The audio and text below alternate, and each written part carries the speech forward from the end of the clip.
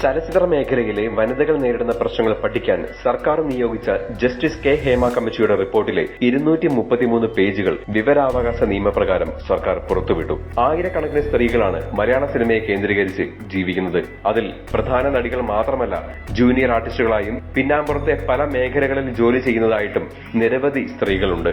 എന്നാൽ ഇവരിൽ പലർക്കും നിരവധി തരത്തിലുള്ള ചൂഷണത്തിന് വിധേയരായി തന്നെയാണ് അവർ ഓരോ ദിവസവും പിന്നിടുന്നതെന്നും പലരും പല ഭീഷണിയെയും പേടിച്ചാണ് ജീവിക്കുന്നതെന്നും കമ്മിറ്റി റിപ്പോർട്ടിൽ പറയുന്നു.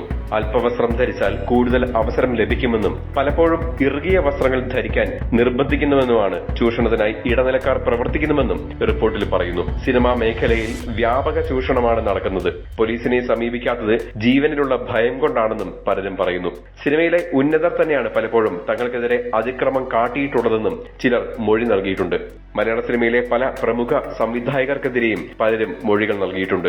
ചുംബന രംഗങ്ങളിൽ അഭിനയിക്കാൻ സമ്മർദ്ദം ഉണ്ടായതായും നഗ്നത പ്രദർശിപ്പിക്കാൻ നിർബന്ധിക്കുന്നതായിട്ടും ചിലർ മൊഴി നൽകിയിട്ടുണ്ട്. മലയാള സിനിമയെ നിയന്ത്രിക്കുന്നത് ചില നടന്മാരെ കേന്ദ്രീകരിച്ചിട്ടുള്ള മാഫിയ സംഘമാണെന്നും ചൂഷണം ചെയ്യുന്നവരിൽ പലരും ഇവരുടെ ശിങ്കടികളാണെന്നും അതിൽ പ്രധാന നടന്മാർ വരെ ചിലർ വരാറുണ്ടെന്നും ചിലർ പറയുന്നു. ഇവരുടെ ഇംഗിതത്തിന് വഴങ്ങാത്തവരെ പ്രശ്നക്കാരായി മുദ്രകുത്തുമെന്നും ചില പ്രൊഡക്ഷൻ കൺട്രോളേഴ്സ് വരെ ചൂഷകരാകുന്ന സ്ഥിതി തങ്ങൾ കണ്ടിട്ടുണ്ടെന്നും ചില നടിമാർ മൊഴി നൽകിയിട്ടുണ്ട്. സ്റ്റാർ ഹോട്ടലിൽ താമസിച്ചാലും സാധാരണ ഹോട്ടലിൽ താമസിച്ചാലും തങ്ങളുടെ മുറിയുടെ വാതിലിൽ മുട്ടുന്നത് പതിവാണെന്നും ചിലർ പറയുന്നു. അച്ഛനോ അമ്മയോ സഹോദരനോ ഇല്ലാതെ തൊഴിലിടത്തിൽ സുരക്ഷിതരായി ജീവിക്കാൻ സാധിക്കുകയില്ല എന്നും ചിലർ പറയുന്നു. അവസരം തേടുമ്പോൾ തന്നെ ശരീരം ചോദിക്കുന്ന ചില സംവിധായകരും നടന്മാരും മലയാള സിനിമയിൽ ഇന്നും പ്രധാന താരങ്ങളായി നിൽക്കുന്നുണ്ടെന്നും ചിലർ വ്യക്തമാക്കിയിട്ടുണ്ട്. 233 പേജുള്ള റിപ്പോർട്ടിലെ ചില ഭാഗങ്ങൾ ഒഴിവാക്കിയാണ് റിപ്പോർട്ട് എത്തിയിരിക്കുന്നത്. ഇതിൽ ആളുകളുടെ സ്വകാര്യതയെ ബാധിക്കുന്നതും ആളുകളെ തിരിച്ചറിയുന്നതുമായ വിവരങ്ങൾ പൂർണ്ണമായി ഒഴിവാക്കിയിട്ടുണ്ട്. 165 മുതൽ 196 വരെയുള്ള പേജുകളിൽ ചില പാരഗ്രാഫുകൾ സ്വകാര്യതയെ മാനിച്ച് വെളിപ്പെടുത്തിയിട്ടില്ല. മൊഴികളടക്കമുള്ള അനുബന്ധ റിപ്പോർട്ടും പുറത്തുവിട്ടിട്ടില്ല.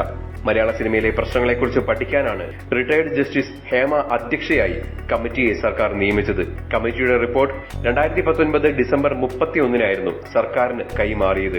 സ്വകാര്യതയെ മാനിച്ചുള്ള നിരവധി ഹർജികൾ വന്നതിന് പ്രകാരം ഇതുവരെയും ഈ ഒരു റിപ്പോർട്ട് പുറത്തുവിടാതെ ഇരിക്കുകയായിരുന്നു. എന്നാൽ ഇപ്പോൾ റിപ്പോർട്ടിലെ കാര്യങ്ങൾ പുറത്തു വന്നതിന് പിന്നാലെ മലയാള സിനിമയിൽ ജോലി ചെയ്യുന്ന സ്ത്രീകൾക്ക് വേണ്ടി അതിശക്തമായ നിയമ സംരക്ഷണം ഒരുക്കണമെന്നും അടിയന്തരമായിട്ടുള്ള പോലീസ് സഹായവും നിയമസഹായവും ഓരോ സിനിമാ ലൊക്കേഷനിലും ഉണ്ടായിരിക്കണമെന്നും പലരും പറയുന്നുണ്ട്.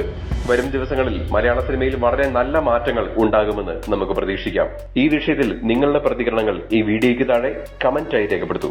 കൂടുതൽ സിനിമാ വിശേഷങ്ങൾക്കും മറ്റു വാർത്തകൾക്കുമായി ഇപ്പോൾ തന്നെ സബ്സ്ക്രൈബ് ചെയ്യൂ മൂവി ടാസിൽസ്.